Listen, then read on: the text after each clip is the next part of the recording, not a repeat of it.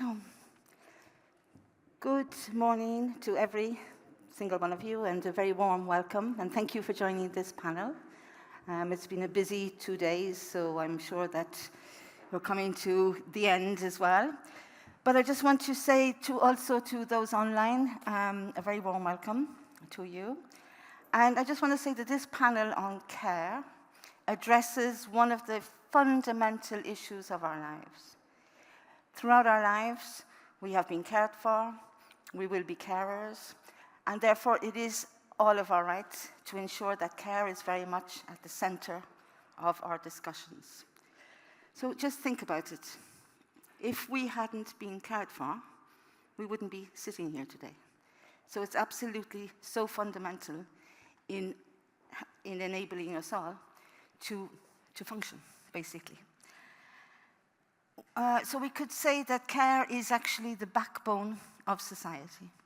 And we saw that it was very, very apparent during the pandemic, where we applauded our care workers, where we absolutely saw that it was essential. The whole society would have collapsed if those carers were not there. So I suppose the question then is, why is care taken for granted? Who cares? And why is it fundamental to achieving gender equality? We know that the majority of workers in the care sector, whether it's public or private or in the household, are women. We saw a couple of figures as we started. So the question is, are women taken for granted? So today what we will be looking at is really more the invisible sectors, the household and personal, but also the invisible women, namely migrant women workers. So it's time that we brought them into the forefront as well, because they too form part of our whole system that keeps our societies going. So I'll be joined in a few minutes by a distinguished panel to discuss some of the issues. What are the challenges? What are also in terms of, are there methods and mechanisms of exploitation maybe in our care systems as well that we really need to address? And also then, how can these issues be brought to the forefront, but also given that we have opportunities for the next gender equality strategy post-2025. So we wanted to land somewhere. The invisibility needs to become visible. So that's the purpose of our session this morning. And we will, as I say, start with setting the scene. The care survey that was done by EGA in 2022, which will be updated, I think, next year, will give us some of the trends and the realities, basically. And then we will have 2 rounds of a panel discussion. And I just want to encourage everybody to think of your questions or your observations and anything that you would like to add. And also online, and here as well, we have the Slido. Is everybody connected to Slido? So that you can submit your questions as we go along. So, without much ado, I'm going to call on our distinguished guests. So I'm going to start with Claire. So each one of them as well will present their organization in a couple of words, because I think they can do it better than me. So I'm going to ask them to do it. But Claire is the policy officer at Euro Carers. And as I say, Euro Carers, no? No, sorry. So Claire will obviously present to you her organization. And then I'd like to invite Aude Bosset, who is the General Delegate of the European Federation for Family Employment and Home Care. Again, she will also explain some of her organization. And I'd like to invite Liliana Kitt, who's Senior Advocacy Officer on Labor Rights and Labor Migration at PICUM, which is the platform for undocumented migrants. And finally, I would like to invite, I'm going to call you Vitos, because I think it's easier to pronounce. And Vitos will walk us through some of the key findings of the care survey that took place in 2022. Thank you. Well, good morning, everyone, and thank you for the introduction. So indeed, today I will show some key findings from the CARE survey, what we did a few years ago. But before that, I would like to get back to one of the opening sessions what we had yesterday, where we showed new gender equality index results. And I mean, the fact that in the time domain, now we have the score of 68.5 out of 100. And this domain measures indeed gender gaps in the care provision, housework, social activities. I think it illustrates quite clearly that we still have a very long road ahead in this field to achieve gender equality. So indeed today, to open the session on domestic and home care, I'd like to share a few findings from our care survey where we measured unpaid care among women and men. And we did the survey in 2022. Late 2022, and we gathered responses from more than 60,000 respondents across the EU. And the survey covered a few quite compelling trends. So today I will focus on two key topics. So one is gender inequalities in care provision, and the second one, what kind of socioeconomic impacts it has, the care provision. So let's begin from unequal engagement in care. And actually, our survey follows our studies, which shows what in recent years, actually we see a slightly better engagement of men in provision of the care activities. And also what is encouraging, there is also growing expectation for men to contribute more to care and housework. And actually also see what many are increasingly are willing to do so. Because as you can see on the slide, women remain more involved in all three activities: long-term care, child care, and housework. But men's involvement is not insignificant, and although slow, but we noticed that it has been increasing in recent years. But we also noticed in our survey what the gender gaps in terms of experiencing work-life balance tensions when it comes combining care and work spheres also decreasing, and more and more men also feeling those tensions. Because also, as you can see in the slide, the gaps are not that large between the men who are engaged in provision of long-term care or child care. And actually in some countries like Nordic ones, Sweden and Finland, we even noticed that a larger share of men carers indicated that they experience those work-life balance tensions. Well, however, despite this relatively positive trends, we at IGE think that it's still too early to speak about a substantial change, substantial shift in the care provision, and there are a few reasons why. So the first one, what women still shoulder the most intensive and demanding caregiving tasks. For example, a far greater proportion of women indicate that they dedicate more than 5 hours per day for caregiving. And this is particularly clear in the provision of childcare. As you can see from the graph, 55% of women who provide childcare for children below 12 years of age indicated that they are doing this more than 5 hours per day, and the share of men is 25.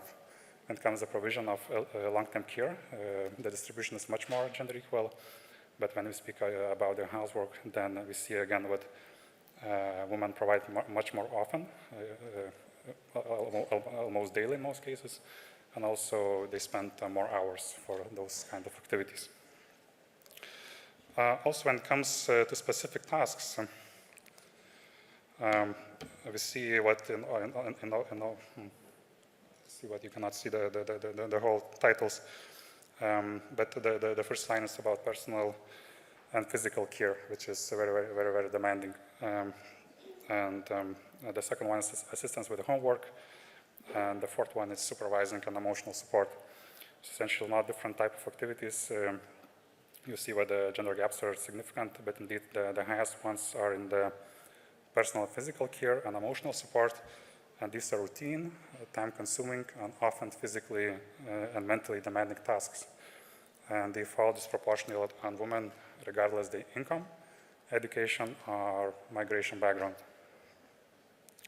Well, and the second argument why it's still too early to speak about substantial change when it comes to distribution of the care responsibilities is that women carers still continue to pay much higher economic price than men carers. So more women than men reduce their working hours or step back from their careers or studies or take extended periods out of the labor market due to caregiving responsibilities.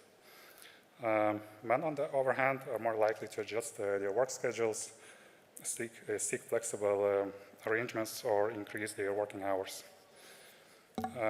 And the impact actually doesn't stop on employment. We see also big gender disparities in self-care and leisure activities. For example, our survey shows that 4 out of 10 women who provide high-intensity care, meaning more than 5 hours per day, report having leisure time less than once a week. So really very few occasions and very few time spent on the leisure activities. And we also noticed that for women who high-intensity carers, the more they provide care, the self-assessed health as good or very good also decreases, meaning that the more intensive care is provided, this assessment goes lower. Essentially, they treat their health as poor or very poor. And we didn't notice this effect actually for the men carers. And one of the last points we'd like to share is we also found that people with disabilities are overrepresented among carers, with higher proportions among both women and men carers compared to general population. So essentially what it means, that those people who are likely also in need of care actually providing care themselves to another person. So all in all, I think all these findings that I showed to you today reinforce a clear trend. While we see slightly higher men's engagement in care, and the pressure on women, especially for mothers with small children, remains disproportionately heavy. And women continue to adjust their professional and personal lives to meet caregiving demands, and often at the expense of career prospects, health, and well-being. So with these points, I hope I set the stage for today's discussion, and thanks a lot for the attention, and I would like to pass the floor for our. Thanks a lot. Thank you so much. And indeed, you certainly have set the stage, and what we see very clearly that massively it's women who are doing all forms of care. I think there are a couple of things that really jump out. Firstly, women do 5 hours more than men in terms of the household. So the cleaning and cooking and everything else. And I'm talking about 2022. It's only 2 years ago. Also, I think what comes out very clearly is the male breadwinner stereotype, if you like, or the dominant male breadwinner. So not only does women's involvement in care throughout all forms of care have an impact on their own employment or paid care, paid work, it also has an impact on their own economic independence, because it shows very clearly the levels of income for women with caring responsibilities is much, much lower. So that has lifelong consequences as well, because obviously if we're in a male breadwinner model, in terms of lifelong earnings, but also in terms of pensions, that has a huge impact. And we know when we look at figures on pensions, the gender pension gap is almost 40%. So these are the kind of trends that we see, and obviously that leads to really women not only being unable to participate in paid work, but in all areas of society as well. And their participation in society is really compounded by this. So I think it shows very clearly that it is absolutely crucial for gender equality, and that we need to ensure that our collective need for care is also met collectively as well, with the more involvement of men. Okay, so having said that, I'm now going to pass to our first round panel. And I'd like to invite Claire. Claire, as I said, is with Eurocarers. She's going to present the organization very quickly. And I just have a question for Claire. Can you really define what are informal carers? Are we all informal carers, as well as being other forms of carers? So it would be really good if you could define that for us. and really also to say how it is very much at the core of gender equality. So over to you, Claire. Thank you. Thank you, Marie. Can you hear me? Good morning, everyone.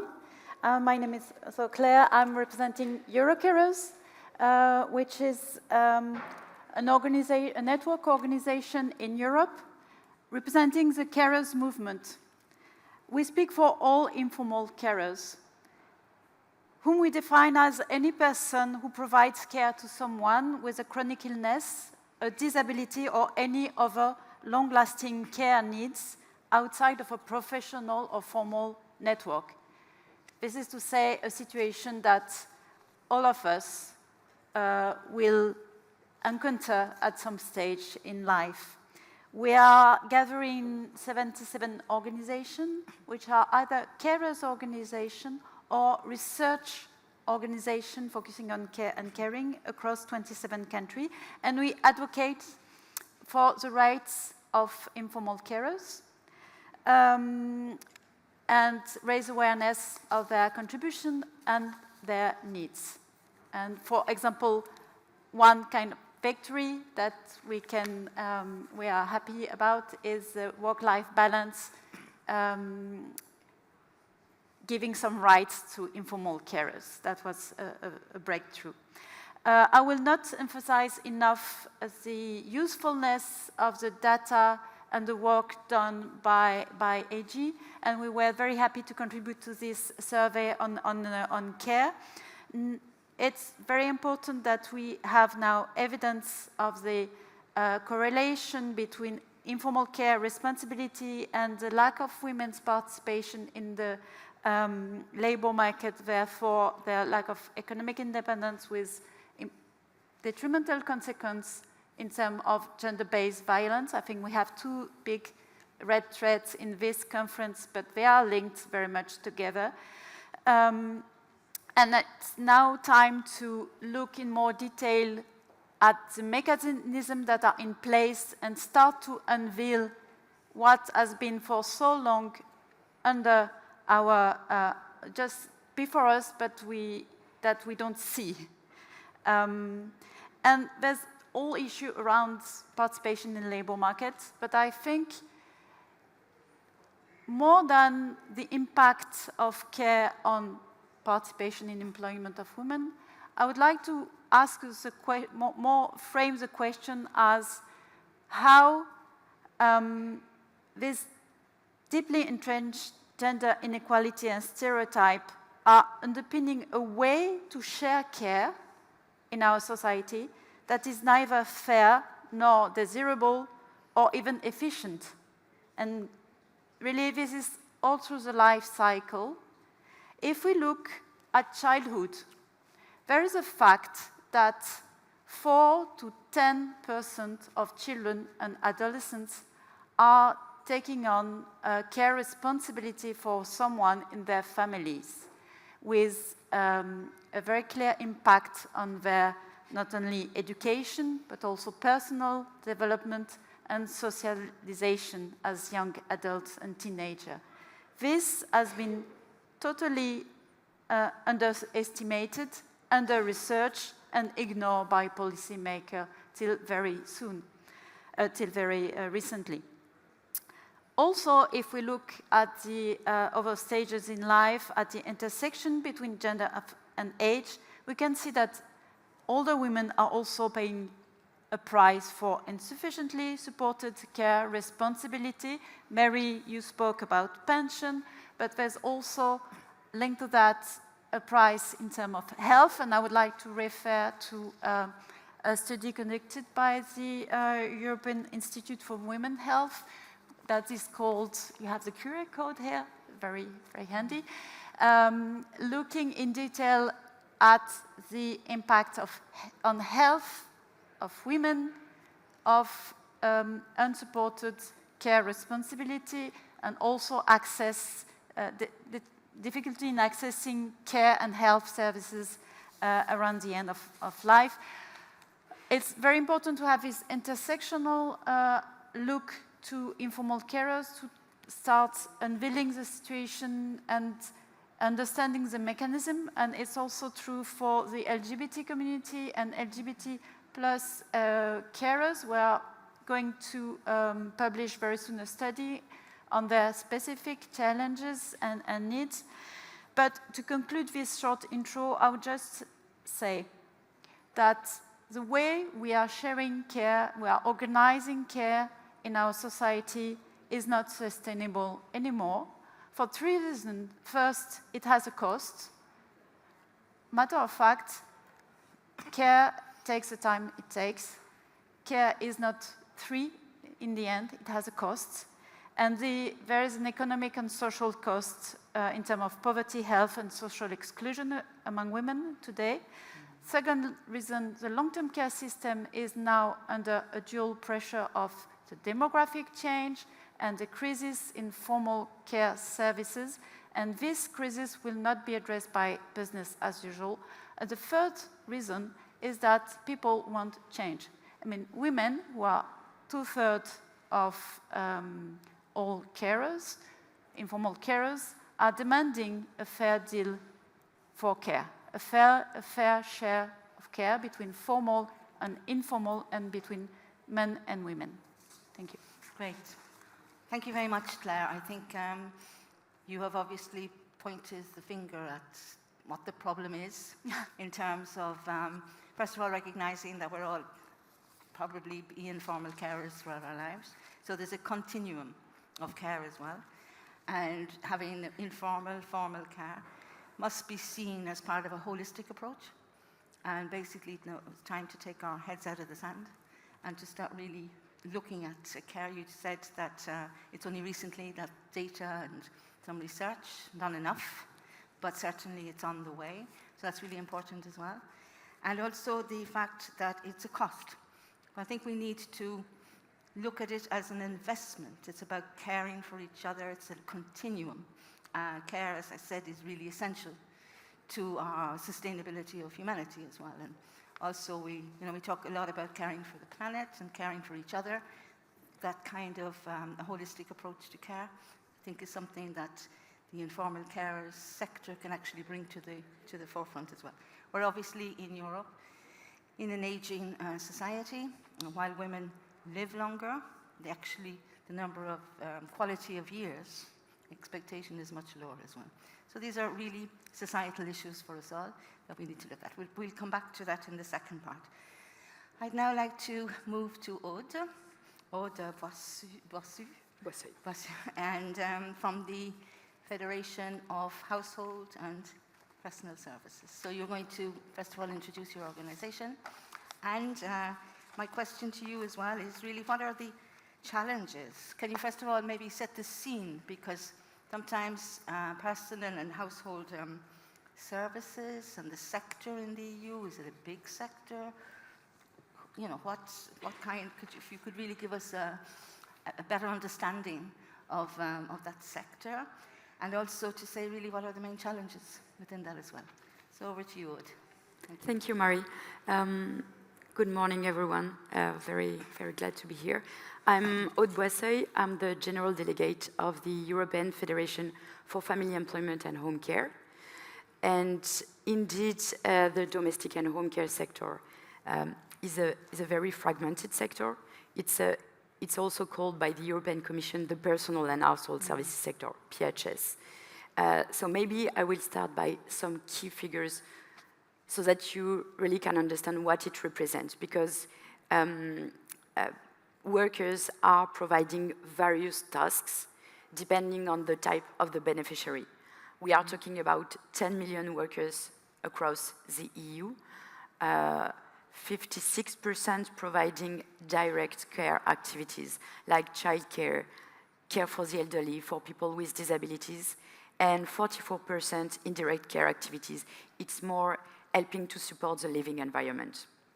And on these 10 million workers, 6.5 are legally employed, 40% of them directly employed by one or multiple households, and 60% of them through service providers, public or private. And the 3.5 remaining workers are undeclared. And of course, this amount can be much more higher. It's a low estimate.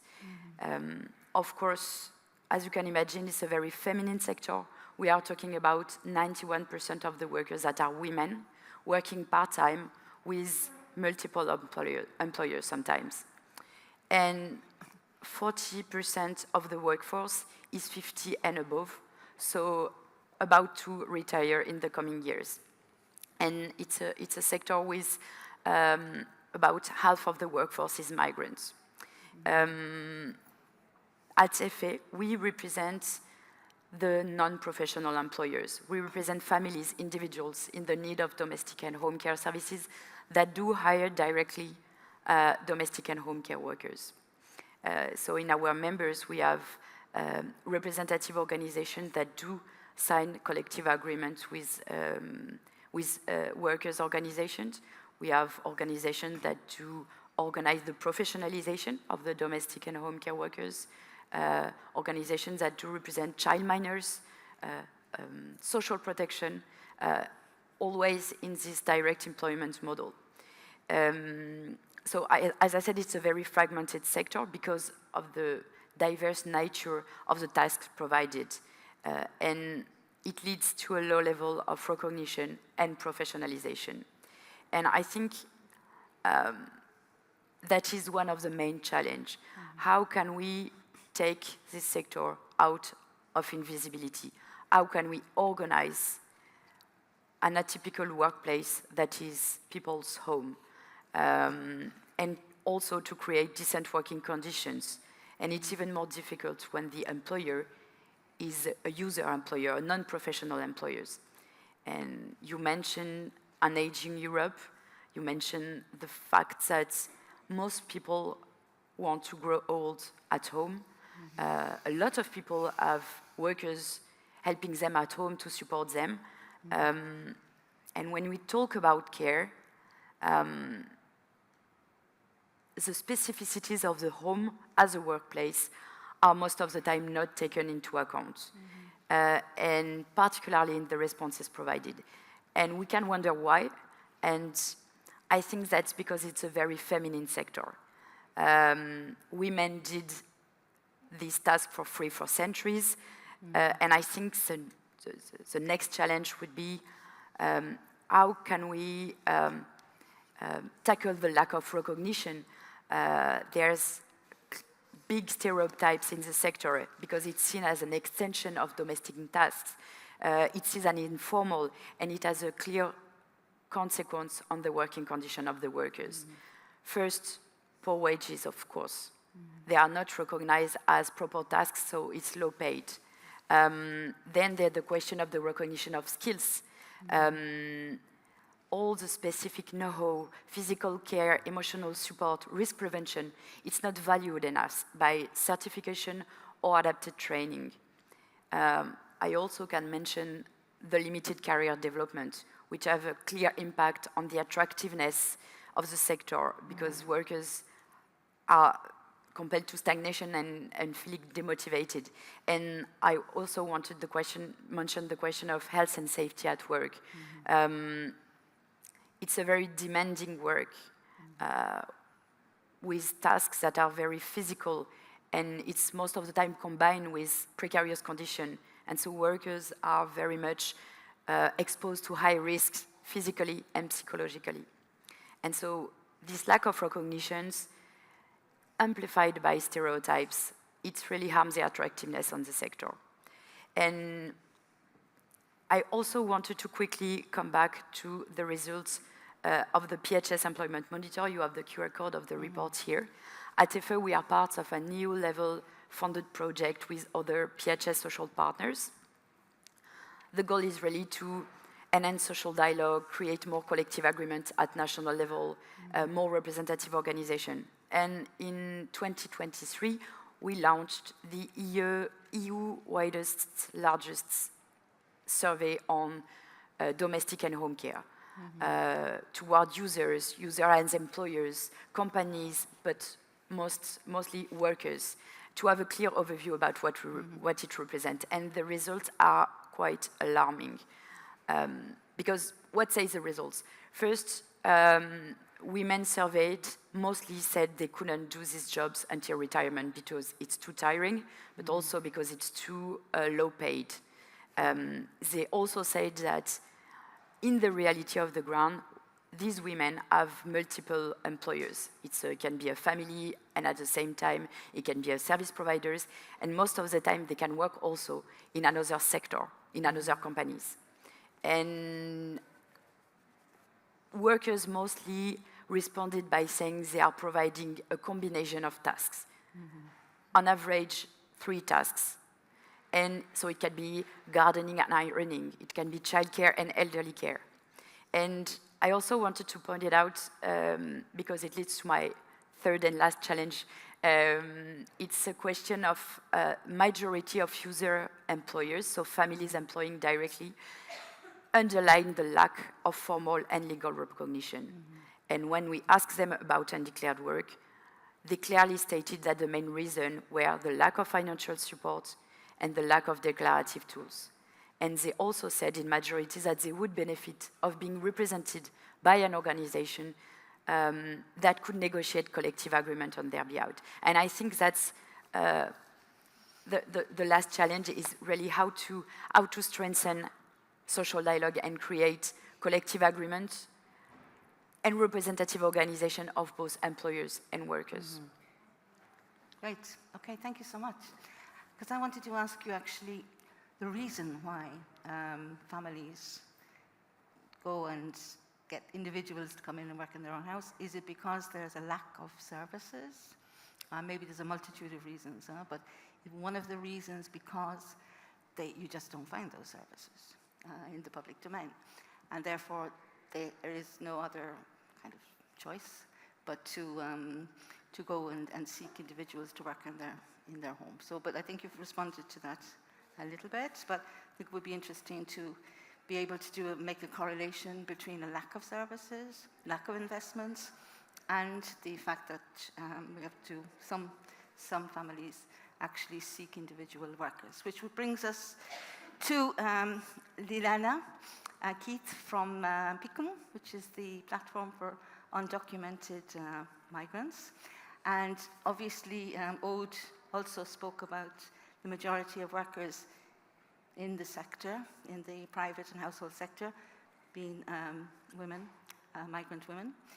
So I want to ask you actually what the main really challenges are for migrant women in that sector, and what are the real issues that we should be addressing so that we avoid first and second class women as well, and that we all have the same rights, but also avoid undeclared work, because I think that's a massive issue as well. It's a loss of income for the state as well. So it is kind of like a vicious circle. But we'd be happy to hear from you, Lilana, and also to present PICUM in a couple of sentences. Thank you. Thanks, Mary. So PICUM is a network of 160 organizations working with migrants in 30 countries, mostly in the European Union. And we're working all together for social justice and human rights for undocumented people and people who have a precarious immigration status and might find themselves undocumented. So a big group of people that our organizations work with are migrant women who are working in the care sector. And we see two main challenges. One is the lack of access to decent work permits. So either we see that countries do not provide a possibility for a migrant worker to work in the domestic work sector, which we include firmly within the care sector, or for otherwise non-medical home care services. So it's just not possible to get a work permit to do these jobs in some countries. In other countries, we see that it is possible to get a permit, but the quality of that permit puts the worker in a situation of vulnerability and at risk of exploitation. So the permit will be very short term. It may be highly dependent on one particular employer. There's often limitations on social protection and family rights. So we're looking at a situation where the work permit system is pushing many migrant care workers into working undeclared and often undocumented, with huge impacts on their labor rights and social protection. The other second issue is that exactly. Now, how, if you are in a precarious immigration status, if your permit depends on your employer, or if you're working on documented, can you exercise your labor rights?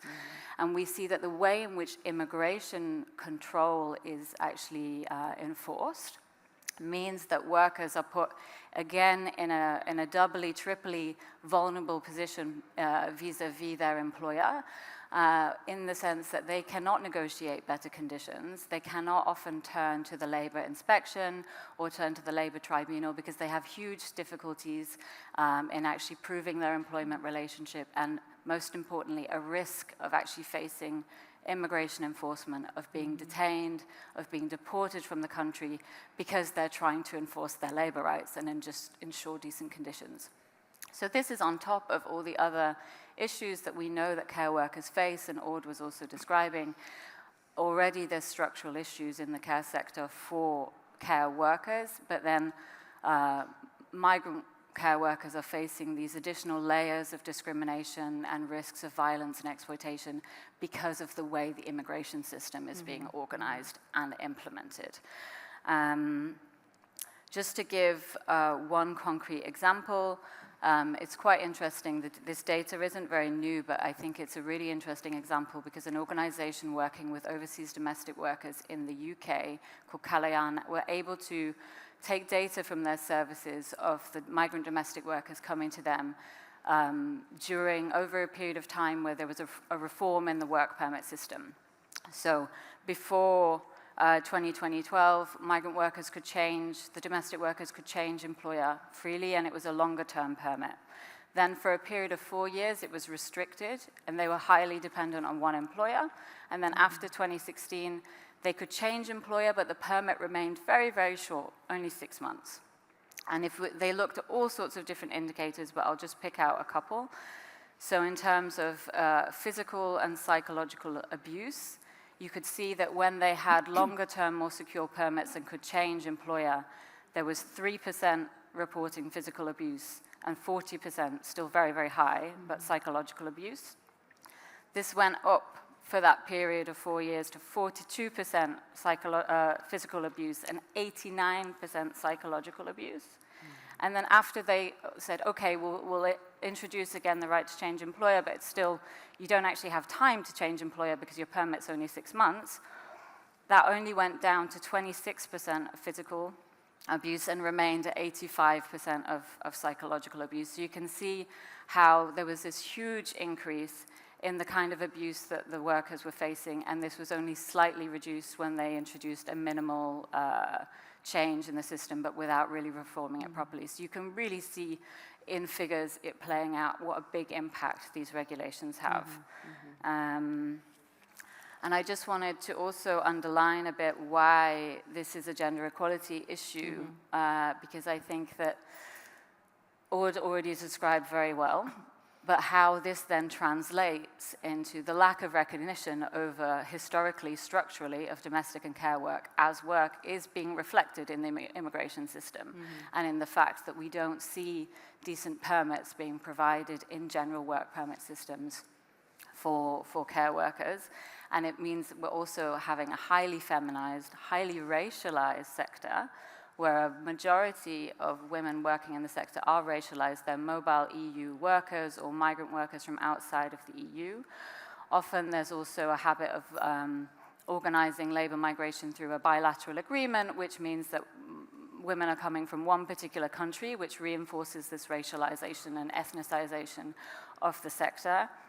And we're ending up in a situation where our work-life balance, our social protection systems are relying a huge extent on cheap, flexible, deportable migrant women working in exploitative conditions. And that is clearly something that we can't accept as a society. Exactly.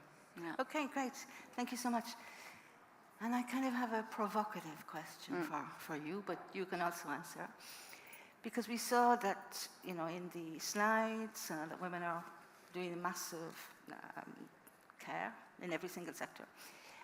And looking at the conditions of migrant women who are actually filling the gaps because the services are not there, do you think as a society we are replacing some women so that some other women can actually participate in other aspects of life, such as the labor market? It's a provocative question, but I think it makes us think about the replacement of women from the home and also bringing in other women and not actually providing the same protection and rights. And what's really striking in all this, men don't seem to come into the equation at all. So I think these are some of the questions that we need to reflect on moving forward. You don't have to answer that question now, but I think it's for you too as well to just think about that. Is that what we're doing? You know, this mechanism of replacing, but actually not getting to the core of the issue, that care is a fundamental human right. It needs to be embedded in a human rights framework. It's a holistic life cycle issue in which all of us here will one day, we've already been cared for because, as I say, we're here, but there will be caring needs and caring demands in our lives as well. So just leave that thought with you all. Before we can move to the second panel, but before doing so, I just want to see if anybody has any pressing question, or not, doesn't have to be pressing, but any question that you would like to put to the panel at this stage. Oh yeah, thank you. Thank you, the Slido rather. So anybody from the audience? No? Okay. So keep your questions for later.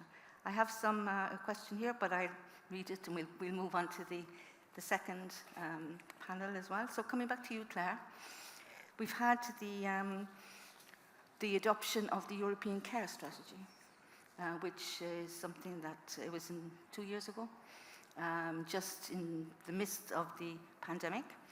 It really was a very good political message that care is really important and that it is being recognized. But 2 years later, have you seen any impact in particularly the sector that you're working in? And are you confident that that is a strong enough instrument to actually address some of the issues that you've already raised previously? Yeah, good question.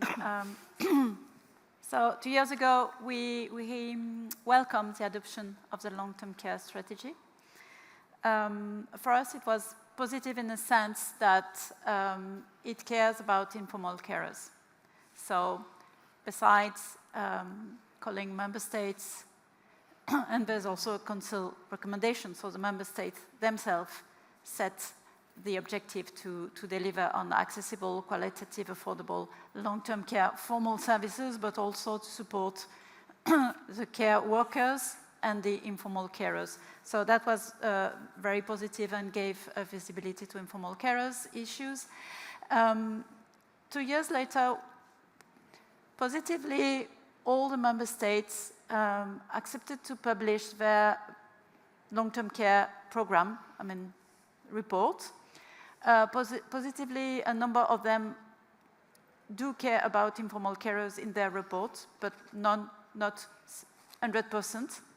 And there's a question, I can't imagine that one country has no issue around informal carers. So we should see informal carers addressed in all this report. But I think we're positive about the care strategy, but also very pragmatic and realistic. We cannot expect everything from it.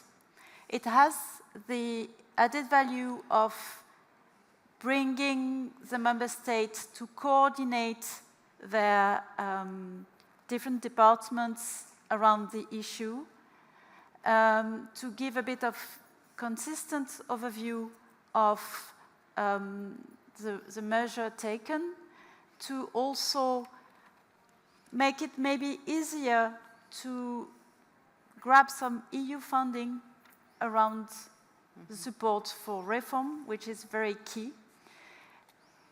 And it opens doors to comparison between member states in the positive sense of research and trying to learn from each other and get progress together. and also more transparency for engaging with stakeholders.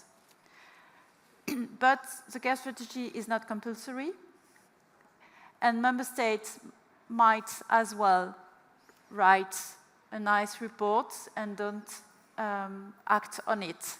So we have to be very active and very committed to make sure that member states really act on their plans and in a way that is comprehensive to the issue and not a set of fragmented activities. And we have good plans, for example, in Portugal, in coordination with the participation of the Informal Carers Organization.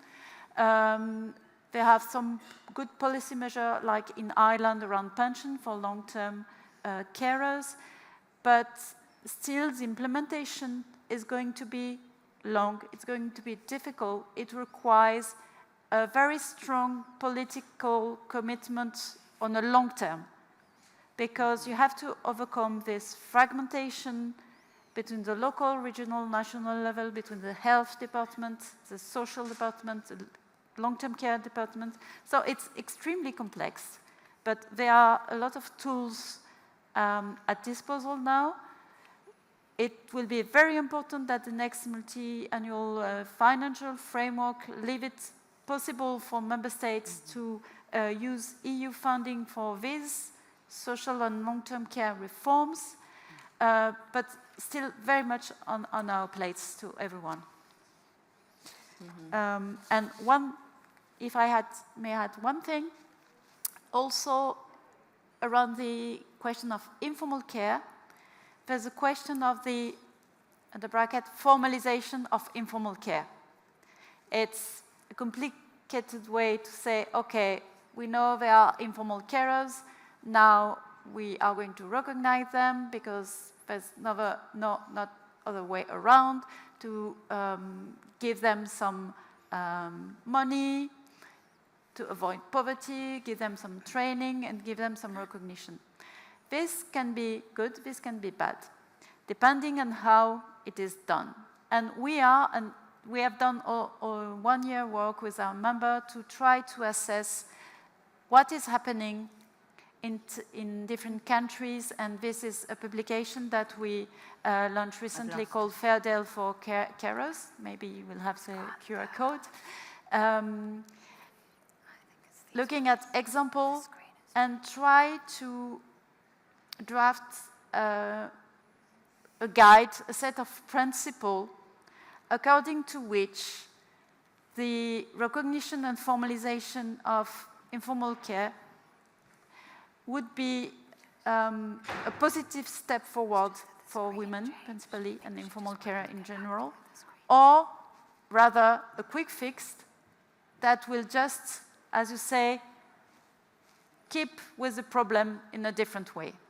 So we have published a set of principles and very practical examples on how we recommend to discuss this issue, the red lines to be respected, the advice that we give to local public authorities and carers organizations to make sure that any new system, any new measure to support informal care is not a new problem in itself. It's not a new trap for women, but rather a step for empowerment and for also welcoming men in these care responsibilities and an improvement. Great. Thank you so much. And I was just looking at the Slido, and I've lost it for a minute, but it'll be back. But there were actually two questions. One was about the conflict between formalizing informal care and actually paying for informal care. And another question was related to men and how to bring men into the equation as well. So I think you've kind of covered it, but I'll come back to those afterwards. But thank you so much, because I think what you're saying really is that we need to be listening as well to what the needs are and to really shaping the type of care policies we want to put in place. And absolutely need investments. And we hear your appeal for the next multi-annual financial framework, that care needs to be very much placed within that context as well. So I'm summarizing a little bit, but I think that's what you were saying. So coming back then to Aude, you talked about undeclared work. And I think that's really important because we need to be also joining the dots. Care is not something that's sidelined. It's part of our functioning of the world we live in and our economy. And therefore, undeclared work, as you pointed out as well, Ilana, it means our social protection systems are being, not being fed with the contributions that could be made, our taxation systems. So really, at the end of the day, everybody loses by keeping our head in the sand, so to speak. So what kind of recommendations do you have in that sector? That's one question. And secondly, in terms of working conditions in the home, does it allow labour inspectorates to actually visit private households, and what are the conditions around that as well? So if you wouldn't mind answering those. Thank you. Thank you, Mary. Thanks. One of the main recommendations would be to create a virtuous cycle to really reinforce the attractiveness in the sector. Most of the time, and it's particularly the case in the EU regulation, domestic and home care workers are excluded because it's, and you mentioned it, it's too complicated to organize the home. And it's even more difficult to organize it when the employer is a non-professional, is a family, is an individual. Mm-hmm. And we can see that because most of the time the sector is very difficult to comptabilize in EU statistics. There's really huge difference between European statistics and national statistics, which give even more difficulties to have a clear overview about what it represents, what is the share of undeclared work, how many domestic workers, home care workers, what are their tasks, what are they doing, what are the kind of employers. When we are talking about undeclared work, our statistics, 3.5 million, it's coming from the Eurobarometer. Mm-hmm. The last one was in 2019, so it's quite old. We really think that a new one should be launched because after the COVID crisis, the situation changed. Mm-hmm. And I really think that member states and European authorities, institutions should really understand the amount of undeclared workers, providing this crucial work across the EU. Mm-hmm. It's basically those taking care of the person we value most, which are our relatives, our children, etc. And I truly think that social dialogue is the cornerstone of this transformation. You are talking about labor inspectors, but it's one way advanced. First, we really need to have a clear recognition about all stakeholders in the domestic and home care sectors. Workers' representative organization, all kind of employers' representative organization, families should be represented as well, otherwise we won't tackle the question of undeclared work. Mm-hmm. The real specificities of the home being a workplace should be underlined and included in European text. And social dialogue should create collective agreements that are adapted to the reality of the ground of the domestic and home care sector. Mm-hmm. All should be in place to really secure this employment relationship and create a working contract that are adapted to this kind of jobs. And as a recommendation, but it's a second part, when we all achieve this, I think strengthen professionalization. Professionalization is the key to really see it as a professional sectors, as workers with skills, with proper skills. In the second round, I think we really should develop the knowledge for stakeholders about right and obligation in the sector. Okay, thank you so much for that. So again, it's about valuing, it's about listening, it's about recognizing, it's about negotiating, it's about rights at the end of the day, working contracts, basic salaries. So I'm going to turn to you, Liliana, and what are the your main recommendations coming from PICUM? Thank you. Thanks. We work quite collaboratively with the other organizations in the sector, and we fully support all their recommendations as well. This is a question of investment and organization of the care sector, but if we look specifically at the recommendations regarding migrant workers, there would be 4 main ones. One is to make sure that there are pathways for labor migration and that they are decent pathways that provide decent permits with decent conditions that promote good working conditions and social inclusion. We heard now about the big demographic challenges, both in terms of our long-term care needs, but the long-term care workforce. And we're really worried that that increasing recognition of migration as one of the answers will be answered by governments by promoting the kind of labor migration that we've been seeing already for the sector, which is poor conditions and exploitative. And so we need to make sure that migration is part of the answer, but under decent conditions for those workers. So that means stable, long-term permits, labor market mobility where you're not dependent on one employer.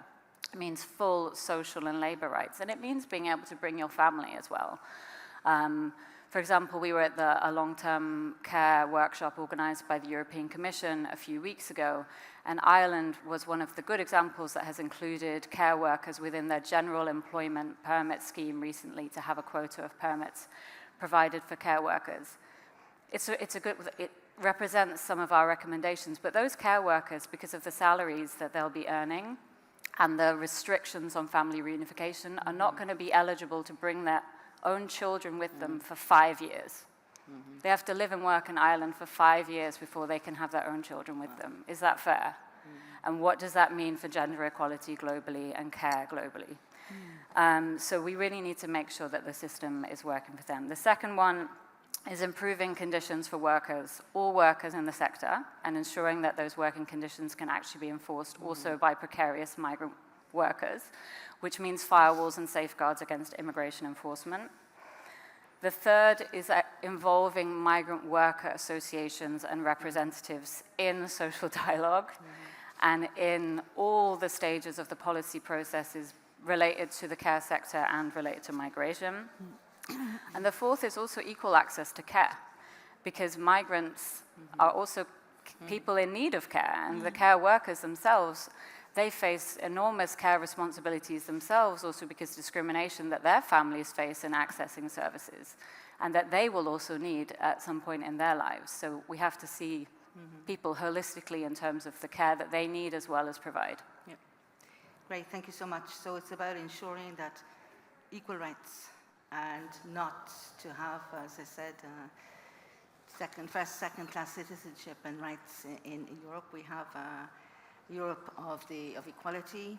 We have very strong commitment in the treaties on gender equality, on equality between women and men, that it is not only a mission and a vision, but it's an obligation as well. So we must make sure that everybody has the same rights in terms of that provision. I'm now going to turn to you and ask if there are any particular questions that you may wish to raise. Yes, please. And can we have some microphones up here? Thank you. And then I will turn to Slido. And please present yourself as well. Thank you. Okay. Hi, my name is Uzamaka Asiebu. I'm a gender and disability inclusion specialist. And my question is with regards to the presentation on the presentation that the first person made before the panel started, where you mentioned about the statistics having representing women with disabilities as people who also are care provided, even though that some of them, require care and receive care. Most women with disabilities are in a stage where they are also, providing care to their family and even to themselves.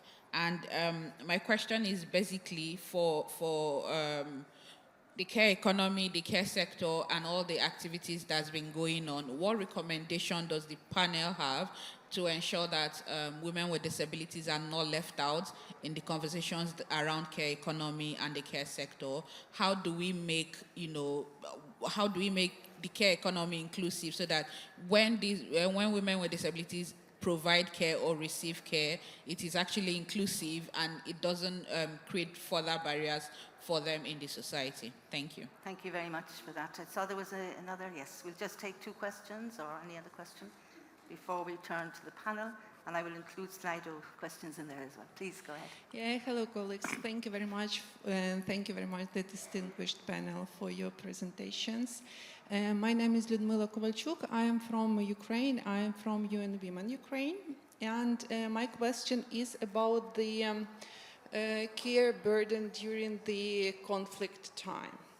UN Women Ukraine has just commissioned the study, and it shows that the care burden for women during the Russian aggression in Ukraine has actually doubled, and in some cases even tripled. And the question is, maybe you have, I don't know, recommendation or advice or your opinion on the very pragmatic, as you said, very realistic and pragmatic measures that can be taken by the government or development partners or civil society organizations to somehow address this issue during this hot period for our country. Thank you. Thank you so much. I'm going to collect some of the questions because we don't have a lot of time left. So are there any other questions from the floor? No? So I will turn to Slido.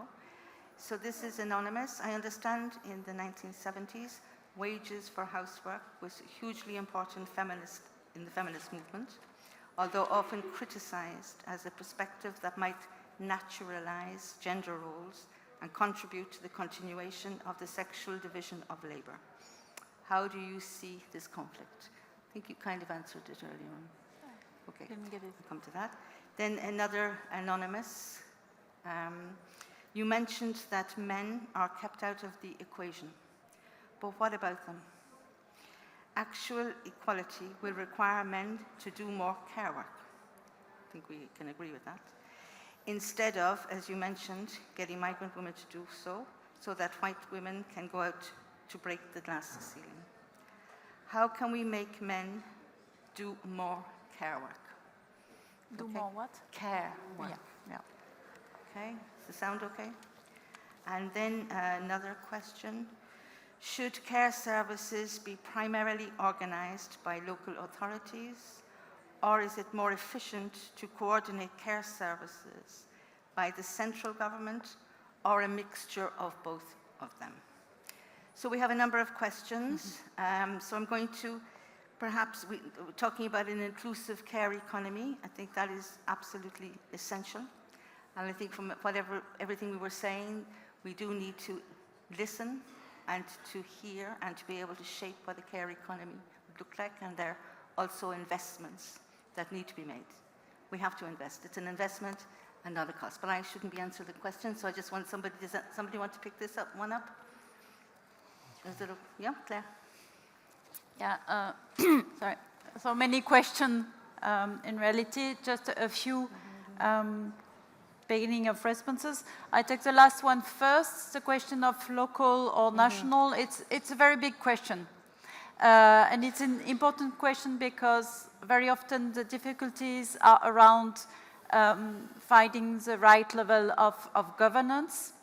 I would say a combination of both. What we see in many projects in which we are involved in that is that the local level is the right level to adapt the services to the needs of certain community, certain needs, and to build consensus also among stakeholders, and to integrate services in a geographical area to facilitate communication and one-stop shop for people in need of care. But we've seen that in countries who left all the decision and the budget to the local, there's a lot of inequalities in the end, kind of postcode lottery, depending if you live in a place which is rich, where the local authority are committed to provide care, then you will be well cared of, well supported as an informal carer, and if not, it will be more difficult. So in Nordic countries especially, there's a trend to nationalize slightly this question, especially in defining standards, notably around allowance for informal carers, so that there's a fair approach to informal care. So that was one thing. The question on inclusiveness, I think it is important. Informal care is a kind of a new issue on the political agenda, and the temptation would be to find a one-size-fits-all, one approach that will be the solution, but we really have to move one step beyond and really look at the details, look at the special needs of people, and provide a support that is personalized. And within personalized, we have to tackle the different needs around inclusivity. In terms of Ukraine and the situation of care duty getting heavier, I think in a pragmatic way, what we've seen as useful and in the field and at a different level is when spaces, be they virtual, like online groups, or in person, are open to informal carers to exchange, to meet, and not to remain alone with their situation in their home.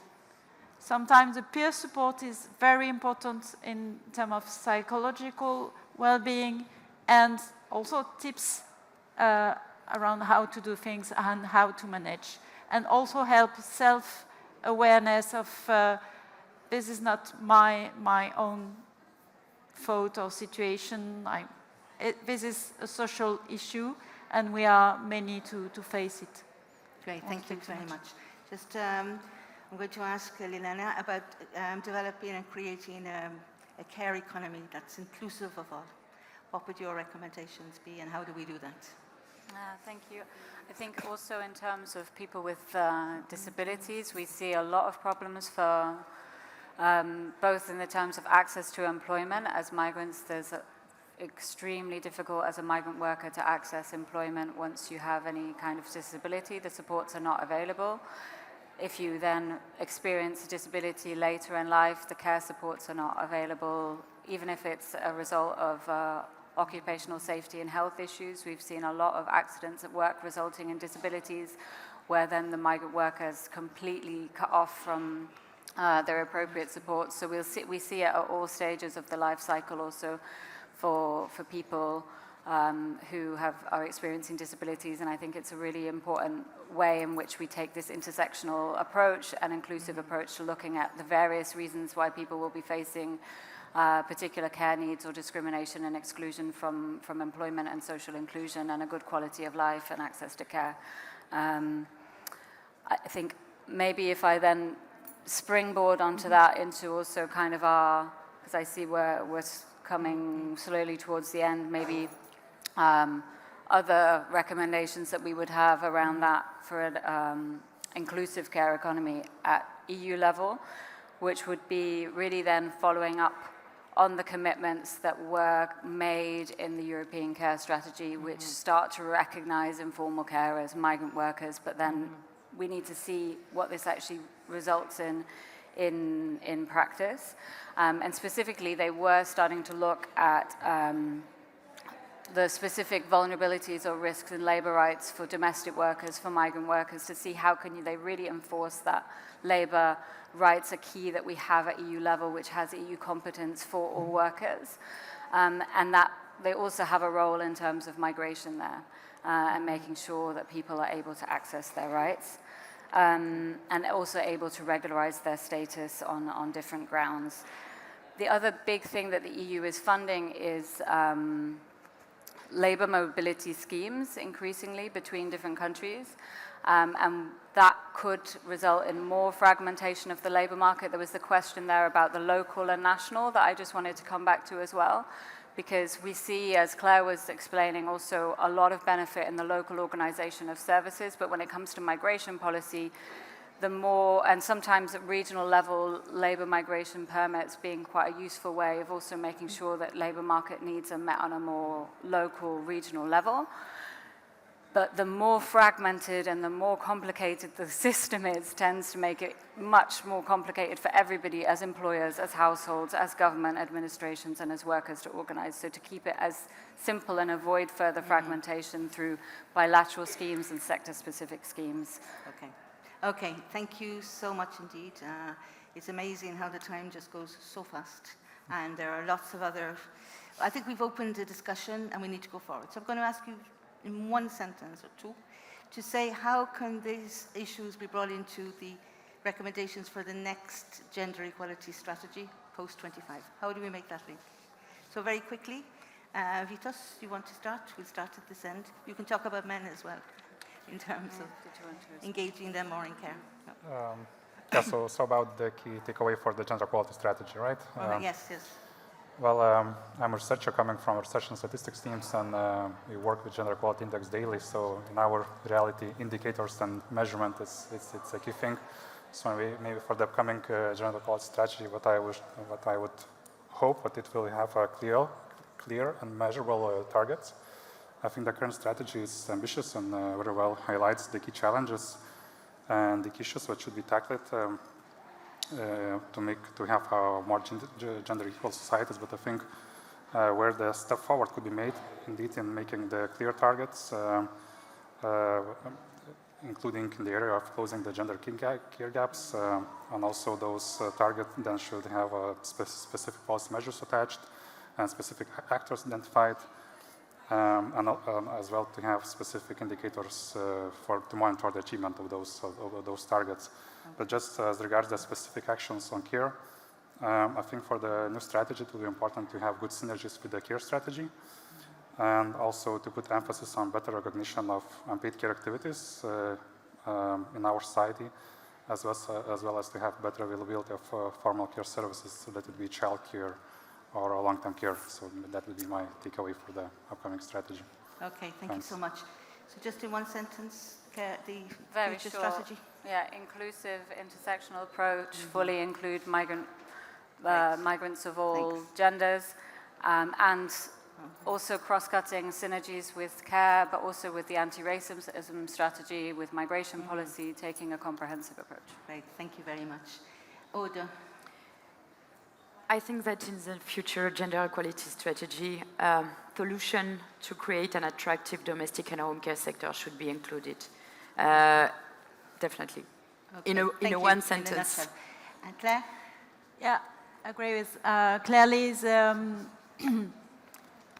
synergy between the care strategy, the gender equality strategy, the care strategy, the work-life balance also, and the objective to trigger a better share of formal care, informal care, domestic care, care for the children, care for elderly people between gender.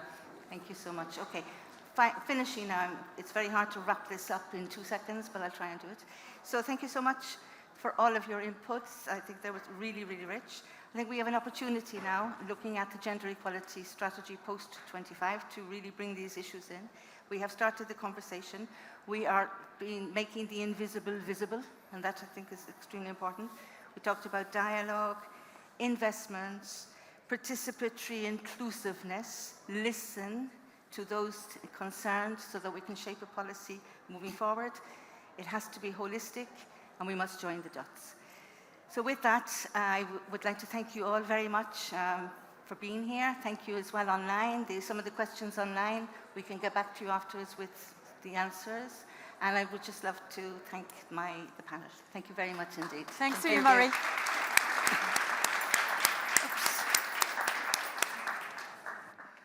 Okay, hand over to you. Thank you, speakers. Thank you, panel.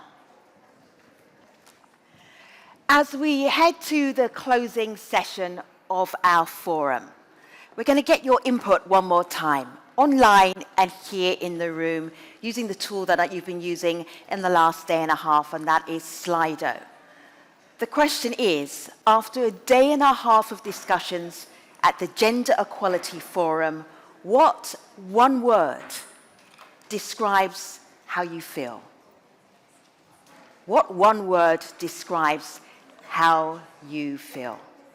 I'm not going to wait for the word cloud to come together. You might need some time to consider what that one word is. I will come back to it just before the closing remarks. But have that one word in mind as soon as you're able to input it. We'd really appreciate it.